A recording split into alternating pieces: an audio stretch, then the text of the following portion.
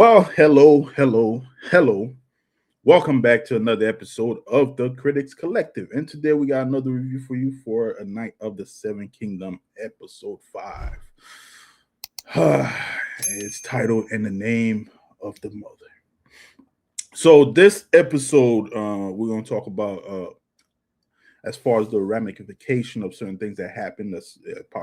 That's gonna if you watch Game of Thrones, that's gonna affect the later greater future of Game of Thrones if things because this one episode right here kind of I would say is the base of the whole future of the whole Westeros Game of Thrones and things that happen later in the future. So this episode starts off again with as you guys well aware, the trial of the seven, where Duncan has to basically fight for his honor because Prince Aerion Targaryen, who basically challenged him to trial 7, and now basically if Duncan don't win, he's guilty.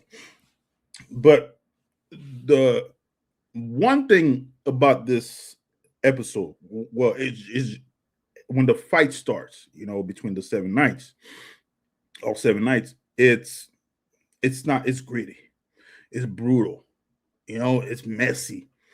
Then you get a flashback with Duncan because he gets knocked over, where he, his younger self, and you meet his childhood friend that he's deeply in love with, named Rafi, and him growing up as struggling, stealing from their buddies, trying to make money to get a better life, basically. But throughout that process, you get this one scene where there's this fight where Sir Arlan shows up, and he's drunk as shit in the middle of this alley, and he's fighting, and it's again another brutal fight scene where it's really good. And then you get a little more backstory as far as Duncan, as far as what made him become Sir Arlan's squire. But then when we jump back to the fight itself, again, brutal. It's brutal. It's you can see the fight between Dunk and Aerion. You can see Aerion is like, he has that training, he's well trained when it comes to sword fighting, and he's more messy as throwing the sword, but he's brutal when it comes to fight. But when he finally beats, it's that one scene when he's down and Egg is yelling for him to get up, and the crowd is cheering for Duncan. And when he finally gets Aerion to basically admit that he withdraw his accusation, the issue there is when you finally realize that something happened to Prince Baylor. So when they finally take off his helmet, and you see that the matter from the back of his brain, and you see that, oh shit, it's over. What I want to say, where the episode ends, Prince Baylor is dead, is his death is basically gonna have a ripple effect as far as the future of the Seven Kingdom. Because if he was, if you haven't watched Game of Thrones, it's just a minor spoiler. Well, it's not a minor spoiler, but it's basically a spoiler for the future event of Game of Thrones. Because Prince Baelor's death, again, is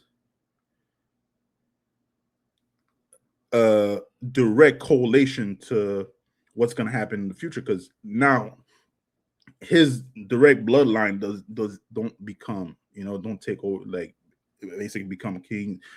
It's going to be Egg, and from Egg you get his kid, who later on become the Mad King and all of that stuff. So there's a lot that's going to happen as far as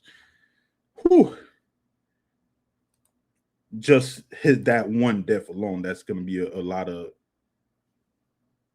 cause of the later future of Game of Thrones. I don't want to go too much details, but basically Baylor's death is a big effect to how the world is currently in Westeros and also the Seven Kingdoms. But overall, good episode. I would say it was an excellent episode. Enjoyed it. There was a lot of deep meaning to it as far as the episode. And Duncan himself enjoyed the action scene. Of course, Game of Thrones never disappoint. But we got a few more episodes left before the season is over. But I'm glad, man. I'm glad I'm enjoying it. But guys, if you've watched this episode, let us know in the comment down below how you felt about it. If you already know, the outcome, well, I would say the overall repercussion of the death of Prince Baylor, let us know in the comment down below. What are your thoughts? What would you think would happen if Prince Baylor were to actually survive this fight? How different Westeros would be. How different the Targaryen bloodline would be. Because at one point Egg attempted to bring back the dragon and some stuff happened. But how different Westeros would be if he survived. That's my thought. But let us know in the comment down below how you felt, and your thoughts and your prediction. If you don't know that much about it in the future, but let us know in the comment down below how you feel. But of course, as always, don't forget to like and subscribe to the channel, and we'll see you soon. Yeah.